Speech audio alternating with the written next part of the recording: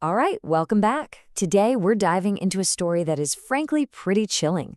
We're going to explore how a vibrant, chaotic marketplace becomes the stage for a totally new kind of tyranny, one that's not born from an invading army, but from fear itself. This is the story of the Puppet King. So, here's our roadmap. We'll start with the marketplace's dark transformation, then we'll dig into the king's bizarre philosophy of fear.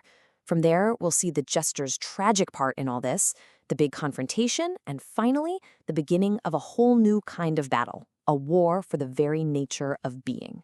And let's just kick things off with this absolute paradox from the Puppet King himself. I am the king who does not need to exist to rule. I mean, what does that even mean? It perfectly sets the stage for the kind of phantom-like oppression we were about to break down. Okay, first up, the dawn of twilight.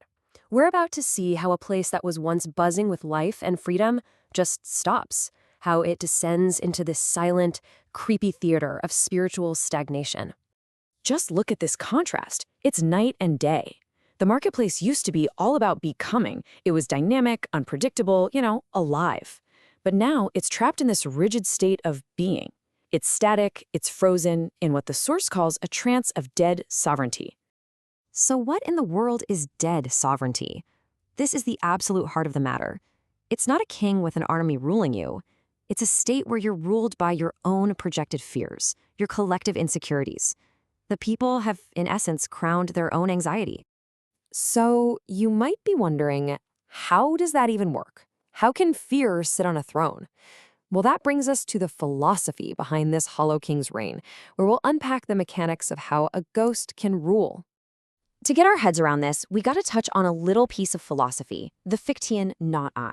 Basically, the idea is that we often figure out who we are, the I, by understanding what we are not, the not I. It's like a wall you push against to feel your own strength, your own shape.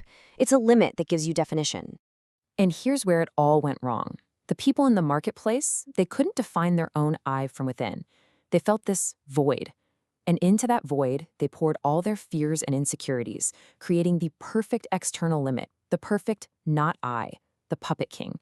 They literally handed over their power just to have something define them from the outside. And his demands?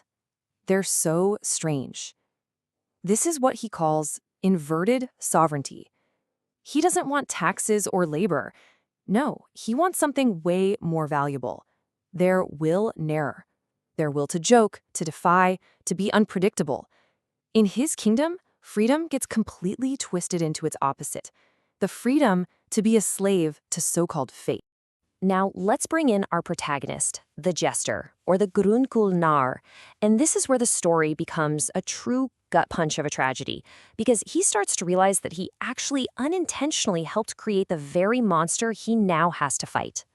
You can just feel the anguish in this cry. The gold and the green, that's his philosophy, right? It stands for life, vibrancy, liberation, and he's watching as the people take that very teaching and twist it, forging it into a king of shadow. It's his own ideas turned into a weapon against him. And here's how it happened, step by step. The jester taught everyone to mock their old masters, to tear down the old structures.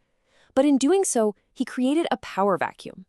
And into that empty space crept this thing, this shadow of the Volsung, a hollow king born from the people's collective fear of being masterless. So this all leads to the big confrontation, right? The jester versus the king. Let's look at how the Puppet King himself explains the source of his terrifying, almost ghostly power. I mean, wow, this is just a masterclass in psychological warfare.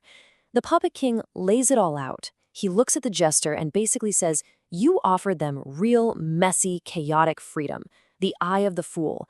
But they were too scared. They preferred the safety of a cage, the comfort of a ghost. He's ruling because the people chose fear over freedom. And this is the final, most twisted part, laughter. The jester's own tool of liberation is now aimed right back at him like a weapon. But it's not real laughter. It's the laughter of resentment. It's bitter. It's spiteful. It's the sound of people who resent the teacher who showed them a freedom they were too afraid to actually take. So, this brings us to the final showdown. And to face this enemy, the jester has to completely rethink his strategy. This isn't just a fight anymore. It's a war for the very nature of existence itself. The jester has this massive realization. His primary weapon has always been mockery, right? But the puppet king is already a mockery. He's a parody of a king, a hollow imitation. How can you possibly satirize something that is already a satire of itself? His old tricks are completely useless here. This forces him to make a radical shift in strategy. He realizes he can't just fight the puppet. He has to cut the strings.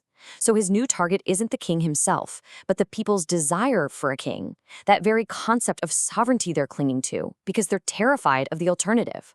So these are the final stakes. This is no longer a simple battle for a throne. It's a fundamental conflict between two ways of existing. On one side, you have the jester, verdant in gold, dance and play, the absolute I. And on the other, the puppet king, shadow and dead gold, stagnation, the hollow not I. This is literally a war for the soul. And so the chapter leaves us with this incredibly deep and provocative question. It's suggesting that the strongest cages aren't made of iron bars, but of our own fears and insecurities. And if we're our own jailers, how on earth do we find the key? It's a thought that I think goes way beyond this story.